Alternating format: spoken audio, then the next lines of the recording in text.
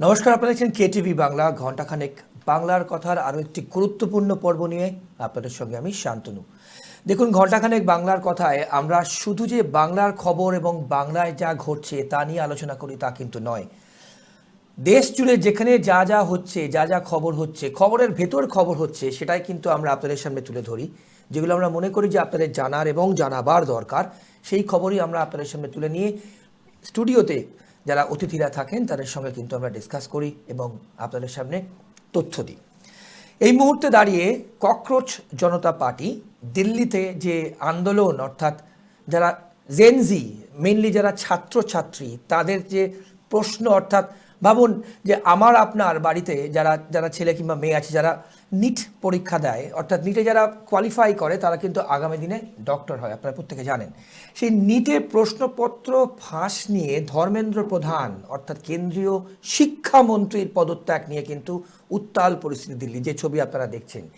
এবার আস্তে আস্তে এই আন্দোলন কিন্তু গণ আন্দোলনের কি রূপ নিচ্ছে, এটা কিন্তু খুব বড় প্রশ্ন। কারণ শুধু দিল্লি নয়, দিল্লি বাদ দিয়েও কিন্তু ভারতবর্ষে, আমাদের দেশের বিভিন্ন জায়গায় কিন্তু আস্তে আস্তে এই আন্দোলন ছড়িয়ে পড়ছে। এবং আপনাদেরকে জানিয়ে রাখবো, আগামী 24 জুলাই কলকাতায় শিয়ালদা থেকে ধর্মতলা কিন্তু মিছিল করা হবে এবং আস্তে আস্তে কিন্তু বিভিন্ন জায়গায় এটা ছড়িয়ে পড়ছে। এবং এর মধ্যেই প্রধানমন্ত্রী কিন্তু টুইট করেছেন, কারণ খুব বড় প্রশ্নের মুখে পড়ে হয়েছিল এবং প্রত্যেকে প্রশ্ন তুলছিল।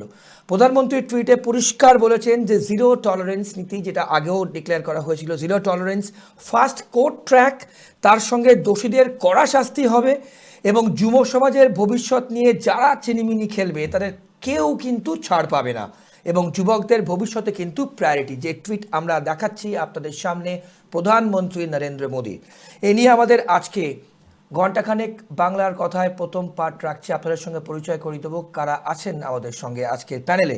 আমাদের সঙ্গে আছেন রাজনৈতিক বিশ্লেষক এবং প্রবীণ সাংবাদিক অর্কপ্রভ সরকার। আমাদের সঙ্গে আছেন প্রদেশ কংগ্রেসের মহাসচিব আশুতোষ চট্টোপাধ্যায় এবং বিজেপি মুখপাত্র ওফেলিয়া সিনহা।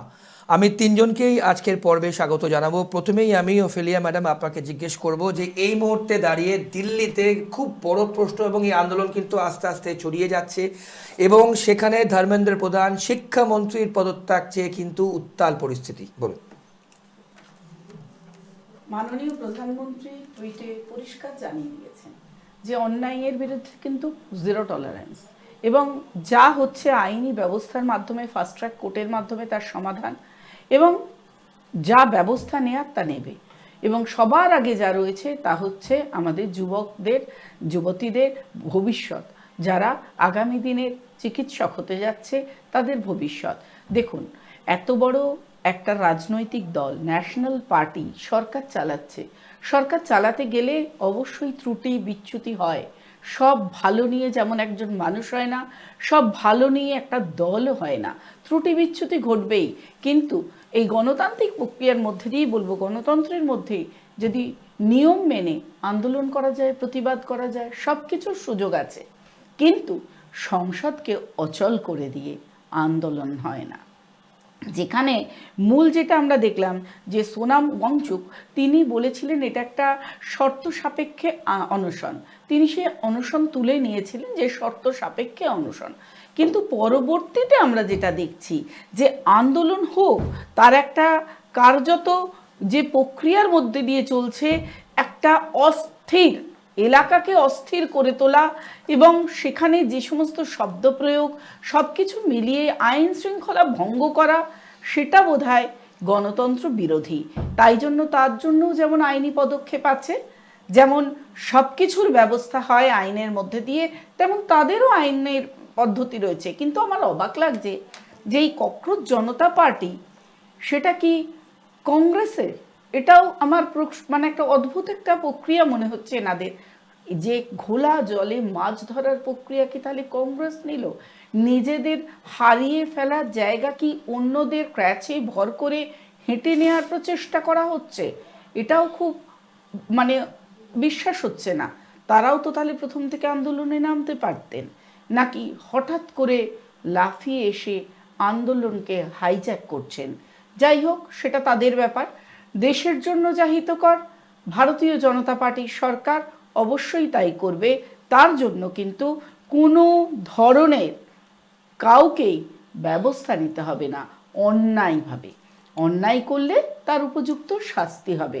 সংসদে যেভাবে কার্যকর মানে একেবারে দেখতে গিয়ে কার্যত যে অচল অবস্থা সৃষ্টি করেছিল তা কখনোই গণতন্ত্রের ক্ষেত্রে গ্রহণযোগ্য নয়। বেশ, তাই তার আশুতোষ দা, ব্যবস্থা নিতে হয়। বেশ আশুতোষ দা, অফিলিয়া ম্যাডাম বলছেন যে কংগ্রেস মানে আপনার দল হাইজ্যাক করেছে এবং বেঁচে থাকার জন্য কিন্তু এই আন্দোলনের সঙ্গে যুক্ত হচ্ছেন, এবং রাহুল গান্ধী কালকে আমরা কি তার স্টেটমেন্ট আমরা আপনাদের সামনে তুলে ধরেছিলাম।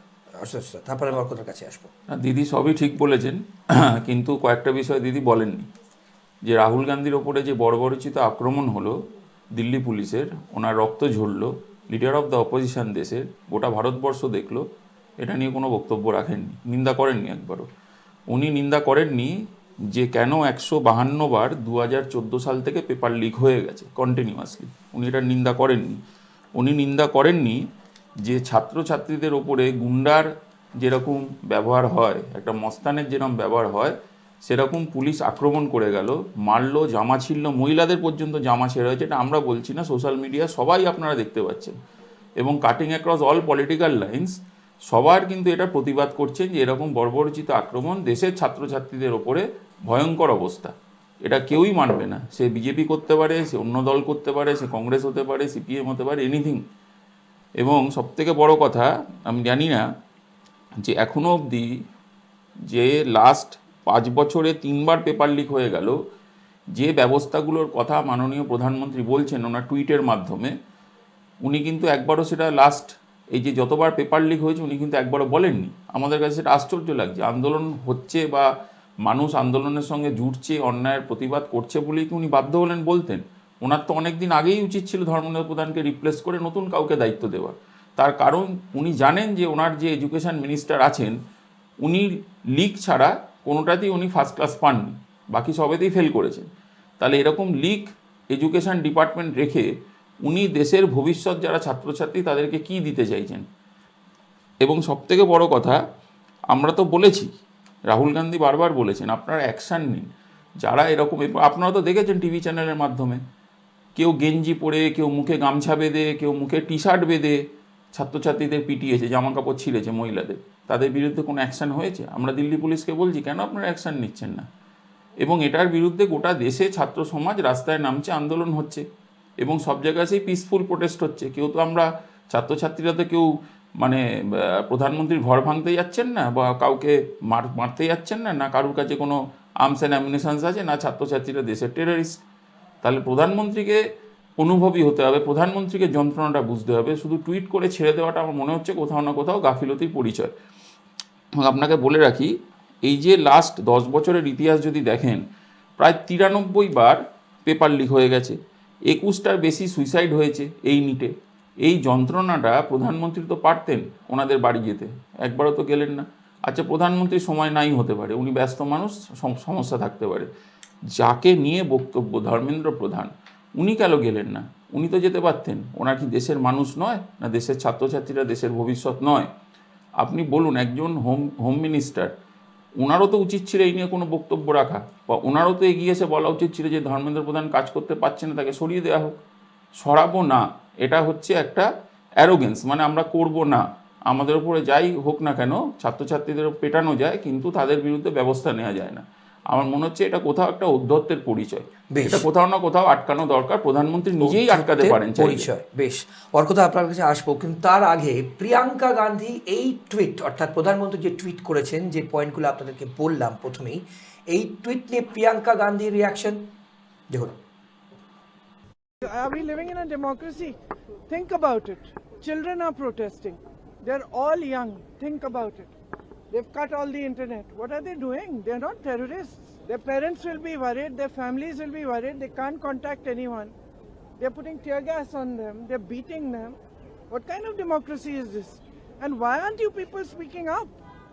Why aren't you speaking up? Why are you constantly asking me only the questions which the government wants you to ask me? Are you asking them anything? Have you asked the ministers? Have you asked how is the Prime Minister tweeting this morning that he cares for children when last night he's tear gassed them? Last night he's had them beaten up. Who's responsible? He takes credit for going to Mars. He takes credit for every achievement of this nation, which is the achievement of our youth and the achievement of our people. He takes credit, doesn't it? Doesn't he? So now's the time for him to take responsibility. Now is the time for him to take responsibility for his actions. It is him who is getting people beaten up. Under his nose, there are 152 papers have leaked in 10 years. 152 papers have leaked. Not one conviction, zero convictions. Zero convictions.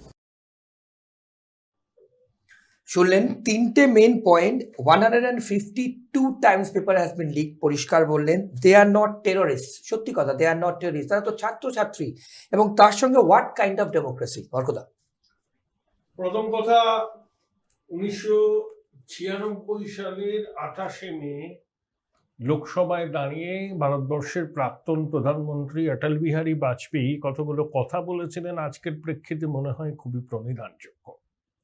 सत्ता का खेल तो चलेगा, सरकार आएगी जाएगी, पार्टियां बनेगी गिरेगी, मगर ये देश को रहना चाहिए, इस देश का लोकतंत्र को अमर रहना चाहिए। देखो, দিল্লির বুকে যেটা হচ্ছে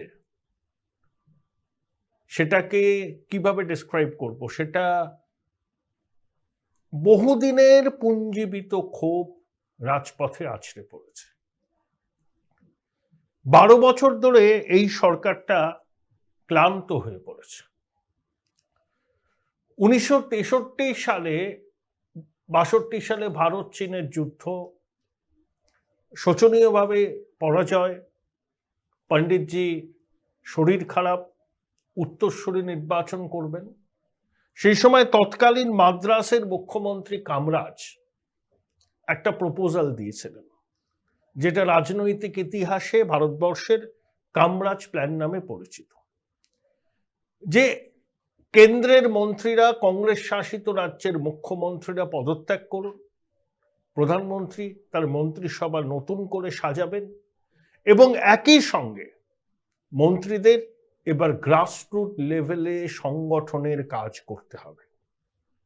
কামরাজের ফর্মুলা মেনে লাল বাহাদুর শাস্ত্রী, মোরারজি দেশাই পদত্যাগ করেছিলেন, 6টা কংগ্রেসি শাসিত রাজ্যের মুখ্যমন্ত্রী পদত্যাগ করেছিলেন। আমার মনে হয়, ওফেলিয়া এগ্রি করবে কিনা আমি জানি না, মোদিজির এখন এই কামরাজ প্ল্যানটাকে নিয়ে আসা উচিত। তার কারণ, সরকারে যদি নতুন রক্ত সঞ্চালন না করা যায় তাহলে কিন্তু বিষয়টা খারাপ থেকে খারাপ হবে। কারণ অনেক মন্ত্রী, অনেক সাংসদের অহংকারে পা মাটিতে পড়ছে না। ক্ষমতা কিন্তু চিরস্থায়ী নয়। অটলজি কি বলেছেন? সরকার আয়েগি, সরকার যায়েগি, পার্টিয়া বনেগি, পার্টিয়া গিরেগি। এটা হচ্ছে মোদ্দা কথা। কামরাজ প্ল্যানের দরকার। ক্লান্ত হয়ে পড়েছে, ক্লান্ত। নির্বাচনে জিতেছে, একের পর এক নির্বাচনে জিতেছে, ভেবেছে যে এটাই বোধহয় চিরকাল থাকবে। এই যে দেখো, আমি ওয়াংচুকে সার্টিফাই করি না। ওয়াংচু সুদি ইউনুসের সঙ্গেও খুব ও দহরম মহরম, পাকিস্তানের মাঝে মধ্যে যায়। হ্যাঁ, উনি সিজারের পত্নীর মতো সব সন্দেহের ঊর্ধ্বে নয়। হতে পারে এখানে বাইরের শক্তির মদত আছে, সংগঠিত করেছে তারা, যে ভারতবর্ষকে ডিস্টেবিলাইজ করা। কিন্তু একই সঙ্গে এটাও ঠিক যে ছাত্রছাত্রীদের ক্ষোভ আছে, এরা আমাদের সন্তান সন্ততি। নিট পরীক্ষার জন্য প্রিপারেশন নিল, হঠাৎ করে প্রশ্নপত্র ফাঁসের জন্য পরীক্ষা বাতিল হয়ে গেল, এটা কিন্তু চলতে পারে না। 2, আংশুল বলে একটা ছেলে হরিয়ানার, সে 99.99% স্কোর করেছে এই নিটে। তার বক্তব্যটাও কিন্তু রাখতে হবে যদি আমরা একটা সঠিক ওভারভিউ বা পার্সপেক্টিভ রাখতে চাই। তার নিট পরীক্ষা ফাঁসের জন্য বাতিল হয়ে গেছিল। প্রথম দিকে একটু মানসিক চাপের মধ্যে থাকে, তারপরও ঠিক করে যা হয়েছে হয়েছে, আবার প্রিপারেশন নিয়ে আবার পরীক্ষা দেব, এবং সফল হয়েছে। ধর্মেন্দ্র প্রধানের সঙ্গে তার ছবি সমাজ মাধ্যমে ভাইরাল হয়েছে। এটা কিন্তু দুটো পৃথিবী। একটা পৃথিবী দেখছি যন্তর মন্তরে, আর একটা হচ্ছে আনসুলের মতো ছেলেরা। দুটোই আছে, দুটোরই পার্সপেক্টিভ আছে। আর ধর্মেন্দ্র প্রধান ট্র্যাজেডি, 1997 সালে উড়িষ্যায় জানকী বল্লভ পট্টনায়কের সরকার কংগ্রেসের, এই ধর্মেন্দ্র প্রধান তখন এবিভিপির বড় নেতা। উড়িষ্যায় ভুবনেশ্বর সেক্রেটারিয়েটের সামনে এই প্রশ্নপত্র ফাঁসের বিরুদ্ধে ধর্মেন্দ্র প্রধানের নেতৃত্বে প্রতিবাদ আন্দোলন হয়েছিল। তিনি হ্যাকেলড হয়েছিলেন, হ্যারাস্ট হয়েছিলেন, তার হাত পা পর্যন্ত ভেঙেছিল। আজকে 30 বছর বাদে সেই ধর্মেন্দ্র প্রধান শিক্ষামন্ত্রী তার পদত্যাগ দাবি করছেন। অদ্ভুত, একে বলে অদ্ভুত সমাপতন। আর একটা কথা আমি ওফেলিয়াকে বলবোই, ক্ষমতায় আপনারা আছেন ঠিক আছে, আবার হয়তো আসবেন, কিন্তু চিয়ার লিডারদের বক্তব্যকে সবসময় গুরুত্ব দেবেন না, ডিসেন্টিং ভয়েসকে গুরুত্ব দিন। সরকারে আছেন তো সবার কথা শুনতে হয়। সুধীন দত্তের উট পাখি কবিতার একটা বিখ্যাত লাইন, আর কথা চিয়ার লিডার্স কাকে বলছেন? চিয়ার লিডার্স ওই যারা এভরিথিং ইজ হাঙ্কি ডোরি, সবই ঠিক চলছে সরকারে, সবই বিদেশি চক্রান্ত। বেশ, আমি আরে আসলে বিদেশি ম্যাডামের কাছে চক্রান্ত আসবো। আছে, অন্ধ হলে কিন্তু প্রলয় বন্ধ থাকে না, বেশ। এটাও কিন্তু মানতে হবে। বেশ, অফলে ম্যাডাম আপনাকে অনেকগুলো প্রশ্ন অ্যাকচুয়ালি এতবার পরিষ্কার কিন্তু দে আর নট টেররিস্ট ওর কথাও বললেন, এবং প্রিয়াঙ্কা গান্ধী কি বলেছেন সেটাও শোনালো। তার সাথে হোয়াট কাইন্ড অফ ডেমোক্রেসি, এর তো উত্তর দিতে হবে। আপনারা দেশ চালাচ্ছেন, বলুন। দেখুন, সাধারণ মানুষেরও তো অভাব অভিযোগ সবকিছুই থাকে, অবশ্যই যা হয়েছে তা কোনো না কোনো জায়গা থেকে ত্রুটি বিচ্যুতির কারণ, কিন্তু তার জন্য এইভাবে যে অচলাবস্থা তৈরি করা সেটাও বোধহয় বাঞ্ছনীয় ছিল না। আর তার জন্য পুলিশ যে ব্যবস্থা নিয়েছে সেটা যদি মনে হয় যে বেশি অতিরিক্ত, আমরা এরকম অনেক কিছু দেখেছি যা মানা যায় না। আমরা আমাদের পশ্চিমবঙ্গের চেয়ে ভয়াবহ অবস্থা দেখেছিলাম, এসএসসির শিক্ষকদের কিভাবে পেটানো হয়েছে, মারা হয়েছে, মাথা ফাটানো হয়েছে।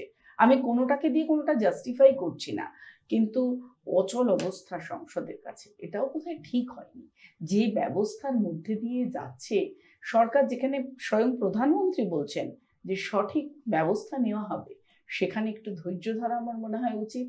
আর যা ঘটেছে তা পুনরাবৃত্তি হবে না সে বিষয়ে নিশ্চিন্ত থাকুন। যা বলে দিয়েছেন প্রধানমন্ত্রী সেটাই হবে। অতএব সঠিক দিশা দেখতে পাবে এবার এই জেনজিরা, যে পথে তারা এগোচ্ছে। হয়তো হ্যাঁ, তাদের যে ধৈর্যের বাঁধ ভেঙেছে, অনেক কিছু বলতে পারেন আপনারা, কিন্তু ম্যাডাম আস্তে আস্তে তো সারা দেশে অনেক বিভিন্ন শহরে কিন্তু আন্দোলন তো ছড়াচ্ছে, সবাই তো আস্তে আস্তে, এমনকি কলকাতাতেও তো সেই জিনিস হচ্ছে। হ্যাঁ, আন্দোলন ছড়াচ্ছে, আন্দোলন ছড়ানো হচ্ছে, বিষয়ের নিষ্পত্তি করা দরকার।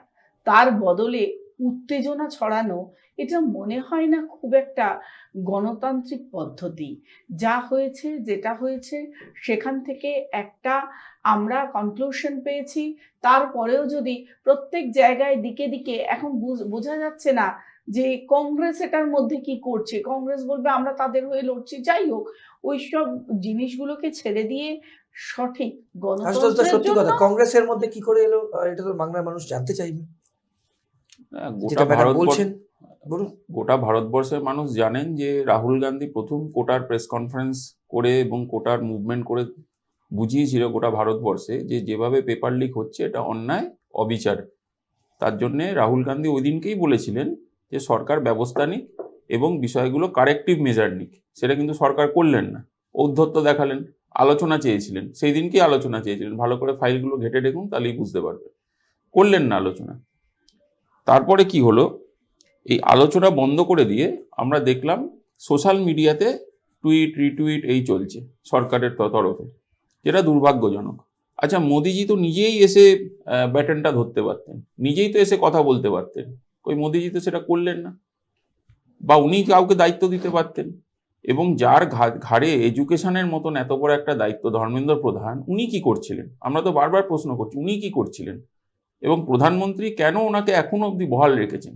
এটাই তো দেশের মানুষ জানতে চাইছেন। আপনি যতই ঘুরিয়ে নাক ধরার চেষ্টা করুন, নাকটা সোজাভাবে ধরতে শিখতে হবে, ঘুরিয়ে নাক দেখানোর কোনো অসুবিধা নেই। ব্যাপার হচ্ছে যে দেখুন, কোটার মুভমেন্টের পরে ভারতবাসী জেনেছে যে এরকম একটা বড় স্ক্যাম চলছে এবং এটা একটা অর্গানাইজ স্ক্যাম।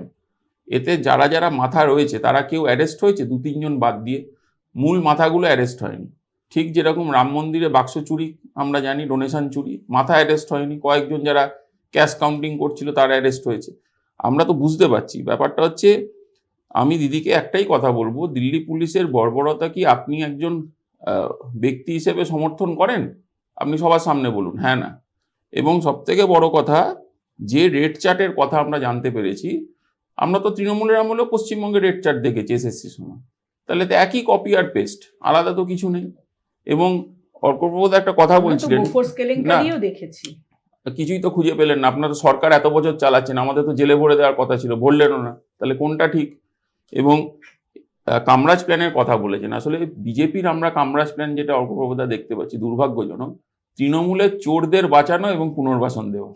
এটা যদি কামরাজ প্ল্যান বিজেপির হয় তাহলে তো মুশকিল আছে। আমি একটা কথা বলি, এখানে মনে হয় কোনো একটা ভুল হচ্ছে। আমার মনে হচ্ছে যে তৃণমূলের কাউকে বাঁচানো, তাহলে তো তৃণমূলের দিদি আপনাদের মতন রাজনৈতিক কর্মীদের এমপি করে না।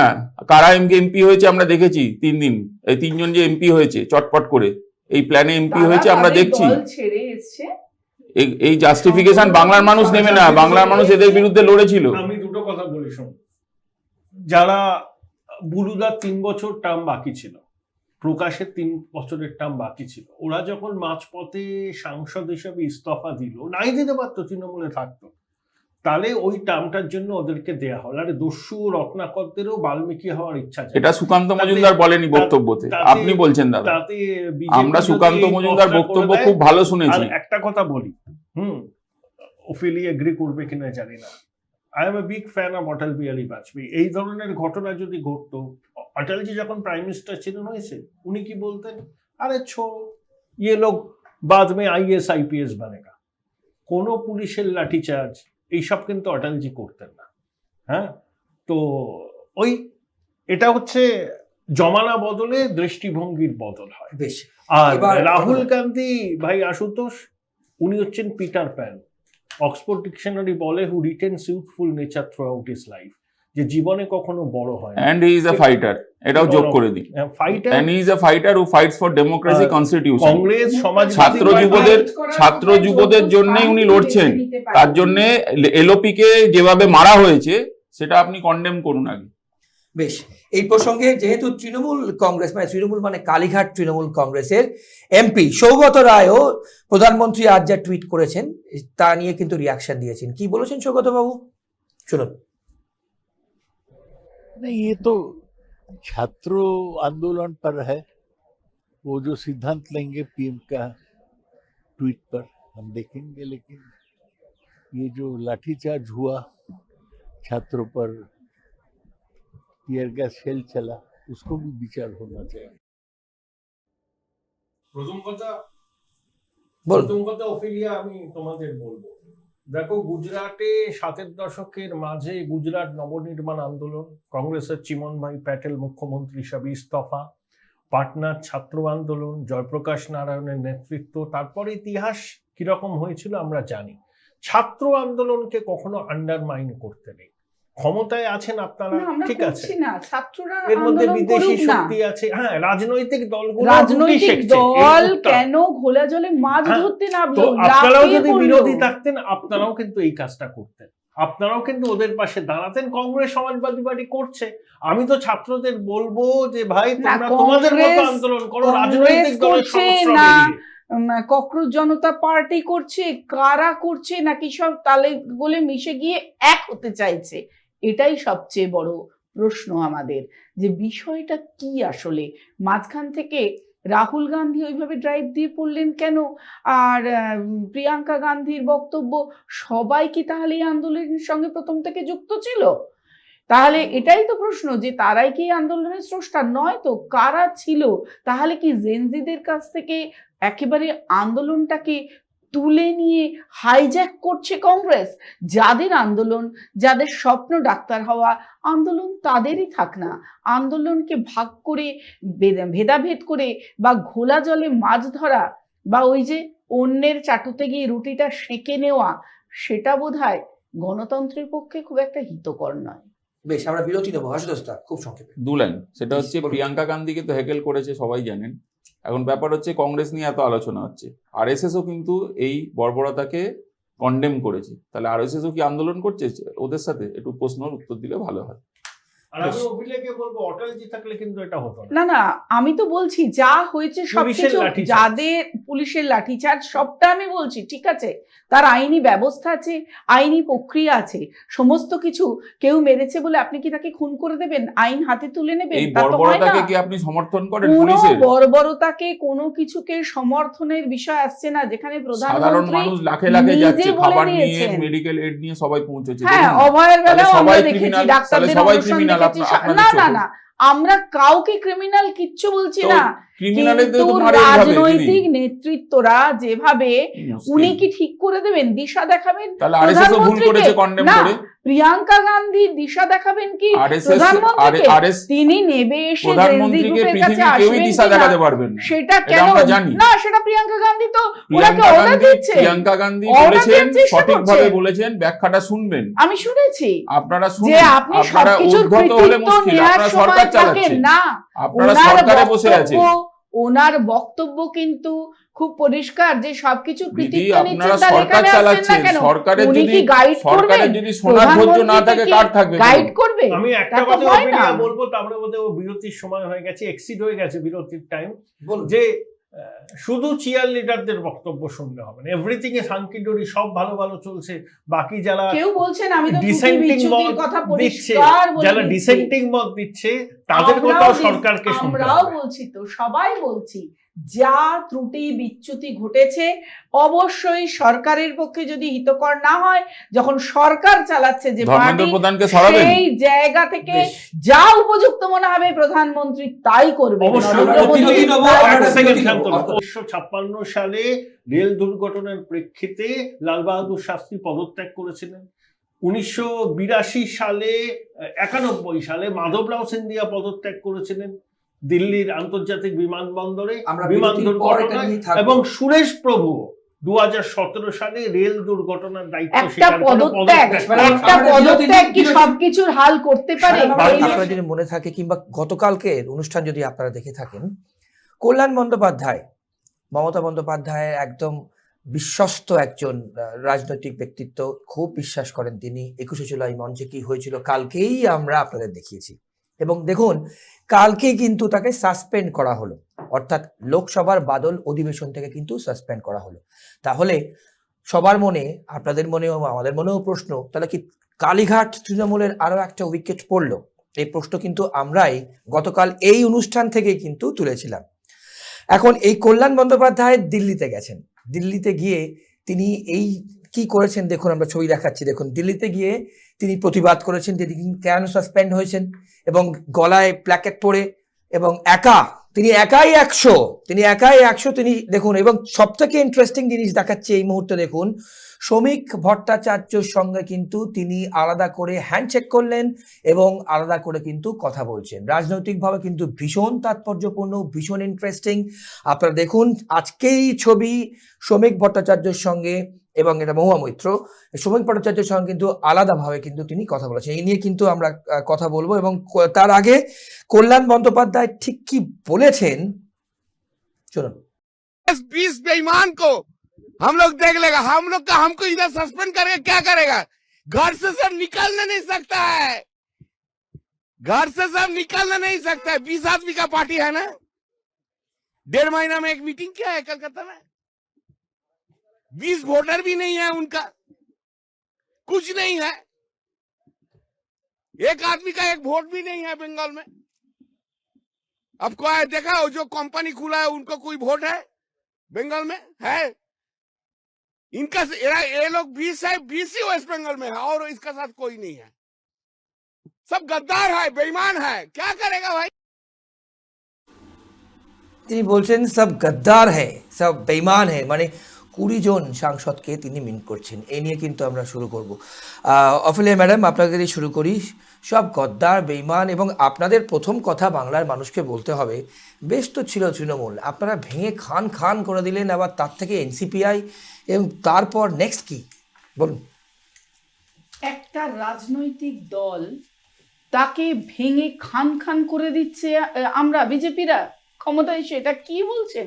তারা কি সব নাবালক নাবালিকা ছিলেন নাকি তারা রাজনৈতিক চেতনার বাইরে থেকে রাজনৈতিক দল করতেন, যে চেতনা থাকা উচিত, দলের নীতি আদর্শ।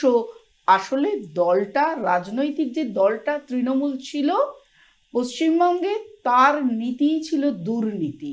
তাই সেই দুর্নীতি ক্ষমতাচ্যুত হওয়ার পর যার যা লুটে নেওয়া, যারা যারা লুটেছে তাদের থেকে যারা সরে যেতে চেয়েছে, আগেও কেউ চেয়েছে পরেও কেউ চেয়েছে, প্রত্যেকের স্বাধীনতা আছে, তারা নিজ নিজ মত প্রকাশ করতে পারে, দল ছাড়তে পারে, তারা সেই কাজ করেছে। সেখানে আমাদের হাত কোথায়? এইটা ভুল ব্যাখ্যা দেবেন না। তারা কোন দলের সঙ্গে কোথায় গিয়ে জুড়বে তার জন্য বিজেপি দায়ী হয়ে যাবে? নিজে মমতা বন্দ্যোপাধ্যায় দলকে গড়েছেন কিন্তু ধরে রাখতে পারেননি, ধরে রাখতে শেখেননি, হাতে তার লাগামটুকু ছিল না। কিন্তু ম্যাডাম এই যে ছবিটা দর্শকরা দেখছেন এই মুহূর্তে, আপনিও দেখছেন বা সবাই দেখছি, আলাদা করে কিন্তু শ্রমিকবাবুর সঙ্গে কল্যাণবাবু চলে গেলেন। কিভাবে রাজনৈতিক সৌজন্যতা মানুষ ভুলে গিয়েছিল। সেই রাজনৈতিক সৌজন্যমূলক যে সাক্ষাৎ, সৌজন্যতার অভাব দেখালেই কি শত্রুতা দেখানো যায়? মুখে আমরা কথা বলবো না, রাজনৈতিক মতাদর্শগত বিভেদ থাকতেই পারে, তা বলে দেখা হলে কি কেউ কারোর শত্রু? মানবিকতা বোধ নেই, কেউ শালীনতা আমরা বজায় রাখবো না, তা তো হতে পারে না। রাজনৈতিক সৌজন্যতার উদাহরণ দেখতে পেয়ে সেটাকে যদি বিশ্লেষণ করে অন্য কিছু নির্যাসকেও বার করতে চায়, সেটা বোধহয় ভুল প্রক্রিয়া। সেই পথে না এগোনোই ভালো। কার্যত তৃণমূল দলের নেতারা যারা ছিলেন, মূলত যিনি সুপ্রিমো বলতেন, সেই জায়গায় খামতি ছিল।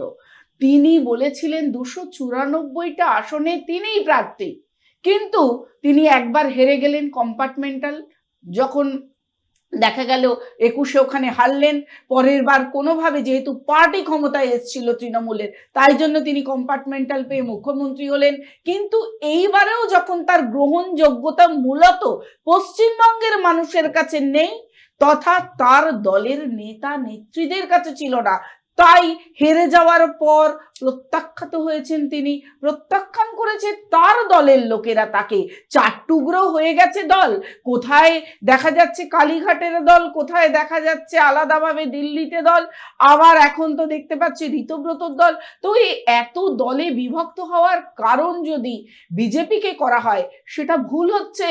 তাহলে তো আসল যদি হতো, এতদিন যা আমরা শুনে এসেছি, মমতা বন্দ্যোপাধ্যায় তাদের দিদির, তারা বলে আমরা দিদির অনুগামী, আর এক দল বলতো, হয়তো স্মৃতি যদিও খুব দুর্বল, মনে করে দেখুন, আর একটা তৃণমূলপন্থীরা বলতো আমরা হচ্ছি যুবরাজ পন্থী, আমরা হচ্ছি একেবারে সেনাপতির, আমরা সঙ্গে থাকি, আমরা সেনাপতির দল। বলুন। প্রথম কথা, এটা সবাই আমার সাথে এগ্রি করবে, ওফেলিয়া এবং আশুতোষ, রাজনীতিতে কোনো শত্রু হয় না, রাজনীতিতে প্রতিপক্ষ হয়। এই তোলামূলের জমানা এটা আমরা ভুলে গিয়েছিলাম। 2, আমি শ্রমিকদাকে 22-23 বছর ধরে চিনি। শ্রমিকদা একজন উদার মনের মানুষ, সবার সঙ্গে কথা বলে। তা কল্যাণদা তো 2009 সালে সাংসদ। মহুয়া মৈত্রর সঙ্গে কল্যাণের পাশাপাশি দাঁড়িয়ে কথা বলাটাই হচ্ছে খবর। এই দুজনের বিরুদ্ধে খড়গহস্ত হয়েছিলেন কিছুদিন এবং গালিগালাজ করেছিলেন। তারা একসাথে কথা বলছেন, এটাই খবর। আর শ্রমিকদার সঙ্গে সবার সঙ্গে কথা বলেন, এটাই মানে আপনি বলছেন হ্যান্ডশেকটা রাজনৈতিক সৌজন্য। হ্যাঁ, অজাত শত্রু বলতে যা বোঝায় তাই হচ্ছেন শ্রমিক ভট্টাচার্য। এটা ভাবতে হবে, এটা ভাবার বিষয়। তার সঙ্গে কারোর কোনো শত্রুতা নেই। এই রকম একটা রাজনৈতিক ব্যক্তিত্ব খুঁজে বার করুন, তারপরে তাকে নিয়ে আলাপ আলোচনা বিশ্লেষণে যাবেন। তাই এই রকম একটা ব্যক্তিত্বকে দেখে পথ অনুসরণ করা যায়, বিশ্লেষণ করা যায়। বেশ, আমরা আশুতোষের কাছে বললাম না, সেটা হচ্ছে ওফেলিয়া বলল বিজেপি কিভাবে ভাঙালো। তাহলে ভূপেন যাদবের বাড়িতে সবাই যাচ্ছেন কেন? আর মাননীয় মুখ্যমন্ত্রী বৃহস্পতিবার, আজ ক তারিখ? 23 তারিখ তো। 23শে জুলাই যাচ্ছেন দিল্লি, 24শে জুলাই মধ্যাহ্ন ভোজনা কোথায় করবেন? ওই 20 জন সাংসদের সঙ্গে। এটা সবাই জানে, এগুলো হচ্ছে ওপেন সিক্রেট। আমি এর মধ্যে কোনো কিন্তু অন্যায় দেখি না। আপনার বাড়ির দরজায় যদি কেউ কড়া নাড়ে, অতিথি দেবো ভব, অতিথি এলে আপনি তাকে চা খেতে বলবেন না, জল না, দেবেন দরজা না, খুলে চা খেতে বলবেন। বেশ, তাহলে আমরা সেখান থেকে কি তাড়িয়ে দেবেন? বেশ আমরা আমরা আমরা আসবো, আমরা তার আগে আসলে তো আপনার কাছে আসবো, কিন্তু তার আগে সৌগত রায় অর্থাৎ কালীঘাট তৃণমূলের সৌগত রায় তিনি কল্যাণবাবুর সম্পর্কে কি বলেছেন শুনুন। যখন হাউস ছিল না সেই সময় একটা অ্যাক্টিং চেয়ারম্যান যে বসেছিল সে একটা নোটিশ করেছে, তাতে কল্যাণকে সাসপেন্ড করা হয়েছে। আমরা শুনতে পাইনি যে কি হয়েছে তখন, তার কারণ হাউসে ডিন চলছিল।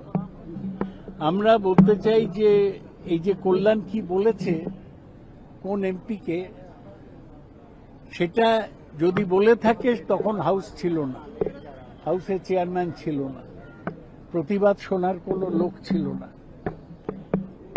রুল 374(2) একটা এমটি হাউসে কি হয় তার সাথে কোনো সম্পর্ক নেই। আর কল্যাণকে যদি সাসপেন্ডই করবে তাহলে ওকে জবাব দেবার সুযোগ দিল না কেন? ওকে নোটিশটাই বা পড়ে শোনালো না কেন? আমরা স্পিকারের সাথে কথা বললাম, আমরা বলেছি সাসপেনশন অবিলম্বে তুলে নেওয়া হোক। কংগ্রেসের থেকে কেসি বেণুগোপাল, অমর সিং, আমরিন্দর রাজা ওয়ারিং এরম অনেকে সই করেছে। ধর্মেন্দ্র যাদব সমাজবাদী পার্টি থেকে করেছে, আর বিষ্ণু প্রসাদ তামিলনাড়ু সেও কংগ্রেসে করেছে। আমরা তীব্র নিন্দা করছি যেভাবে পিছনের দরজা দিয়ে কল্যাণকে সরিয়ে দেবার চেষ্টা করা হলো, তার কারণ উনি আর্টিকুলেট, এবং এই সবই নিশিকান্ত দুবেকে দিয়ে হয়েছে, সরকার সঙ্গে সঙ্গে মেনে নিয়েছে। আমরা এই ঘটনার নিন্দা করছি, আমাদের প্রতিবাদ ছিল এবং চলবে। আপনারা শুনলেন, সৌগত রায় কিন্তু পরিষ্কার বলছেন যে অন্যায়ভাবে করা হয়েছে সাসপেনশন এবং এর বিরুদ্ধে প্রতিবাদ ছিল, চলবে। আশুতোষ তা মানবেন? দেখুন, প্রথম কথা হচ্ছে যে কল্যাণবাবুর যে সাসপেনশনটা কিভাবে হয়েছে, কেন হয়েছে আমরা সবাই জানি, এবং যে অভিযোগ উঠছে নিশ্চয়ই যারা অ্যাডমিনিস্ট্রেশনে রয়েছেন তারা খতিয়ে দেখবেন, আমরা আশা রাখি। কিন্তু বিষয় হচ্ছে এদের কথা না বাংলার মানুষ কেউ শুনতে চায় না। এই যে আপনি এতক্ষণ ধরে সময় নষ্ট করলেন শুনিয়ে শুনিয়ে, এটা নিয়ে কেউ ইন্টারেস্টেড নয়। এরা যা সুখের জীবন কাটিয়েছে, কে কাটিয়েছে বলুন তো? রাজনৈতিক কর্মীরা কোনো ভ্যালুই পায়নি। কংগ্রেসে থেকেছে, কংগ্রেসের ক্ষীর খেয়েছে, পাল্টি মেরেছে মিউজিক্যাল চেয়ার, তৃণমূলে ক্ষীর খেয়েছে, বিরোধীদের চামড়া খুলে জুতো বানাবে এসব স্টেটমেন্ট আছে। কোনো অ্যাকশন হয়েছে কেউ দেখতে পাইনি। এরা এমপি হয়ে বসে আছে, এগুলো দুর্ভাগ্য আমাদের দেখতে হচ্ছে। কেউ হাউ হাউ করে কেঁদে ফেলে অকারণে এমপি হয়ে বসে আছে, এগুলো আমরা দেখতে পাই, চোখে দেখতে পাই এগুলো আমরা। কংগ্রেসকে ভাঙানো লোকজন আজকে এইসব বড় বড় পদে বসে আছে, বেশি দিন আর থাকবে না, চিন্তা করবেন না। একটা জিনিস বলি, আমি দুটো জিনিস বলতে হবে, সেটা হচ্ছে যে আমি বরঞ্চ আপনাদের এই চ্যানেলে বলতে চাই, 21শে জুলাই কংগ্রেসের শহীদ মিনার, সেখানে কংগ্রেসের কর্মীদের বাংলায় পেটানো হলো, বাস ভাঙা হলো, পুলিশ রেসপন্ড করলো না। আমরা অনেক চেষ্টা করলাম, ল অ্যান্ড অর্ডার একটা সিচুয়েশন। এইটা বলুন, কংগ্রেসের উপরে যে আক্রমণ, সেটা নিয়ে আলোচনা করা প্রয়োজন। এদের আলোচনা নিয়ে কেউ শুনতে চায় না। আর একটা কথা বলি, আমাদের তৃণমূলের চোরগুলো কেন পশ্চিমবঙ্গে অ্যারেস্ট হচ্ছে না? আমাদের প্রথম প্রশ্ন থাকবে বিজেপি সরকারের কাছে। যাদের বিরুদ্ধে প্রতিনিয়ত 15 বছরের সংগ্রাম, তাতে নিশ্চয়ই যারা আজকে বিধায়ক হয়েছেন তারা রাস্তায় নেমে আন্দোলন করেছেন, আমরা তো প্রথম দিন থেকে লড়েছি এদের বিরুদ্ধে। সেই রেজিস্টার্ড চোর তারা কিন্তু অ্যারেস্ট হচ্ছে না বাংলায়। বড় বড় মাথা যাদেরকে নিয়ে বিধানসভায় আলোচনা হচ্ছে, কেউ হচ্ছে না। না, অনেক কথা বলা হলো, কেউ হচ্ছে না। অন্য শিবিরে চলে যাচ্ছে বলে দিদি, আপনারা আমি আপনাদেরকে বলতে চাই, দিদি আপনারা সরকারি দল, দিদি একটু বলতে দিতে হবে অপোজিশনকে। আপনারা যে ওয়াশিং মেশিনে ঢাকনা খুলে রেখেছেন ওটাকে বন্ধ করুন আগে, এবং রিন পাউডার ঢালা বন্ধ করুন। এবং এই যে এনসিপিআই একটা দোকান খুলে রেখেছেন, আপনারা তো একটা ককরোচ তৃণমূল পার্টি খুলে রেখেছেন এখানে, ওখানে উঠতে না পারলে এখানে ডানা বসিয়ে দেওয়া। এই রাজনীতিটাকে বন্ধ করুন। আপনাদের মানুষ 208টা সিট দিয়েছে, 208খানা সিট দিয়েছে, যেভাবেই দিয়েছে 208টা সিট দিয়েছে, যেভাবেই দিয়েছে। হ্যাঁ ঠিক আছে, আপনারা আপনার কথায় সমর্থন বলবেন, আমরা বলবো ভোটের অঙ্ক সব ঠিক আছে, কিন্তু আমরা বলছি এই ন্যারেটিভটা বাংলায় বন্ধ করুন। আপনাদের একজন বিধায়ক খুব ভালো স্টেটমেন্ট দিয়েছে, এটা আপনারাও জানেন। আমার ছোট ভাই ব্যারাকপুরের বিধায়ক, এই তৃণমূলের বিরুদ্ধে যে নিরন্তর সন্ত্রাস তারা চালিয়েছে 15 বছর ধরে, মানুষকে লুট করেছে, তাদের পুনর্বাসন দেওয়া মানে অন্যায়, বাংলার মানুষের সাথে অন্যায় হচ্ছে।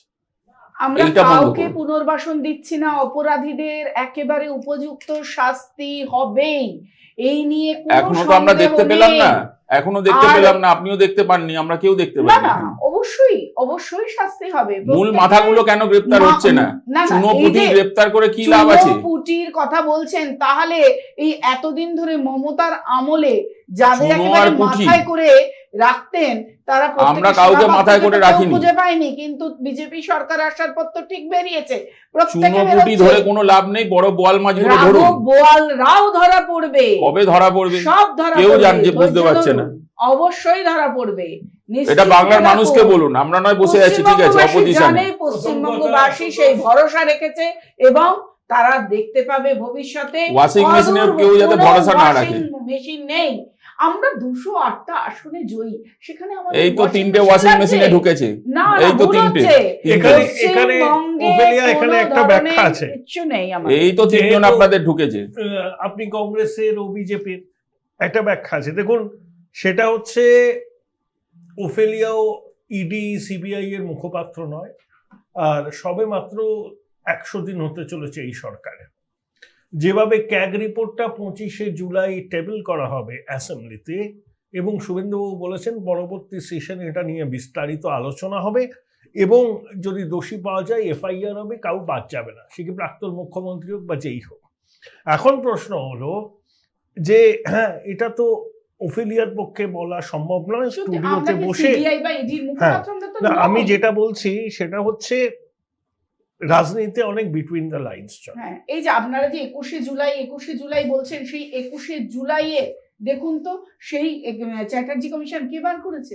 এই সরকার, এই রিপোর্টটা তো কিন্তু আমাদের আমি সরকার যেটা বার বলতে করে চাইছিলাম, দিল। আমি যেটা একটু বলতে বলি। বেরোচ্ছে চাইছিলাম, তো। তাহলে আমাকে আপনারা বলতে তো দিতে হবে। সেটা নিয়ে মাথা ব্যথা ছিল না, সত্যি আমরা, আমাদেরই মাথা ব্যথা ছিল, এখনো অবধি আছে যে বেরোবেটা কিভাবে। এই প্রশ্নটার উত্তর ওফেলিয়া ছাড়া কেউ দিতে পারবে না।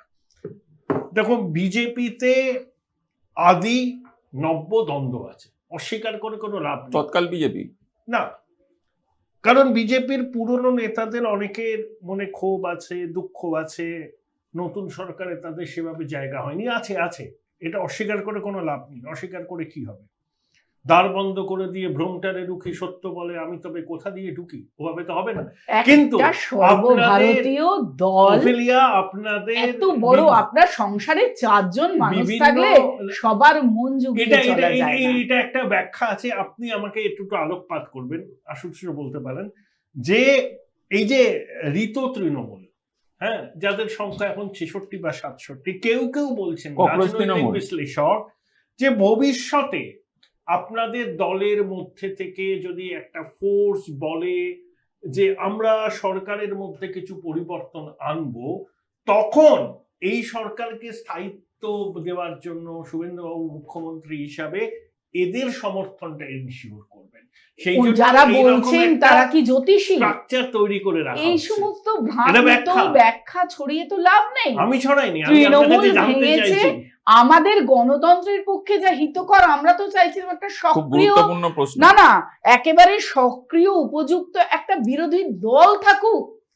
যে দলটা হেরে গেল, তারপরে খণ্ড খণ্ড হয়ে গেল অন্তর্দ্বন্দ্বে, একটা উপযুক্ত মানুষের গণতন্ত্র তো তাই করে। গণতন্ত্র একটা শক্তিশালী আমাদের বিরোধী দল থাকবে না, আচ্ছা, এটা কি বিষয়? আমি দিদিকে বলি, দিদি আপনারা তো দেখছেন, আপনারা শাসক দল ঠিকই, আমরা অপোজিশন, আপনারা আমাদের কথা বলতে দেবেন, এটাই স্বাভাবিক ব্যাপার। না অবশ্যই বলবেন, সবার কিন্তু মত আমাদের- প্রকাশের অধিকার আছে, আপনি কেন আমার- করবেন না? আমাদের বক্তব্য হচ্ছে, যারা 4 মের মানে 5th মের সকাল অবধি যাদেরকে আমরা বাংলার প্রতিষ্ঠিত চোর জানতাম, তারা ঠিক আপনার এই ওয়াশিং মেশিন ইউনিট যবে থেকে অন হলো, পাউডার টাউডার ঢেলে নতুন জামা কাপড় পরে বেরোলো ওখান থেকে গামছা দিয়ে গলায়, এবং যিনি প্রাক্তন সিপিএমের নেতা ছিলেন, এমপিও ছিলেন, তার খাতায় যখন থেকে নাম লেখানো শুরু করলো অ্যাটেন্ডেন্স বুকে, তারপর থেকে কিন্তু কাউকে আমরা দেখতে পাচ্ছি না কিছু হচ্ছে। অথচ তাদের নামে ভুরি ভুরি অভিযোগ, মানে আপনারাই আপনাদের নেতৃত্ব তৎকালীন সময় একাধিক অভিযোগ করেছেন, লড়াই করেছেন, হয়তো মারও খেয়েছেন, অনেক জায়গায় জেলও কেটেছেন, কিন্তু তাদের যে অভিযোগগুলো ছিল সেগুলো কি তাহলে মানে ওই জবে থেকে ওয়াশিং মেশিনে নাম লেখালো, মানে উঠলো আর কি ওয়াশিং মেশিনের চাদর টাদর মুড়ি দিয়ে, তারপর থেকে কি পুরোটাই পাল্টে গেল সিচুয়েশনটা? এটা আপনারা সমর্থন করেন? বাংলার মানুষ এটা সমর্থন করবে? কিচ্ছু বদলায়নি, আমাদের বক্তব্য কিচ্ছু হচ্ছে বদলায়নি। যদি আমাদের কেউ চুরি করে থাকে, আমি বলছি তো, কারা কোথায় গিয়ে দল বদল করছে সরাসরি একটা কেউ দেখেছেন বিজেপিতে নেওয়া হচ্ছে?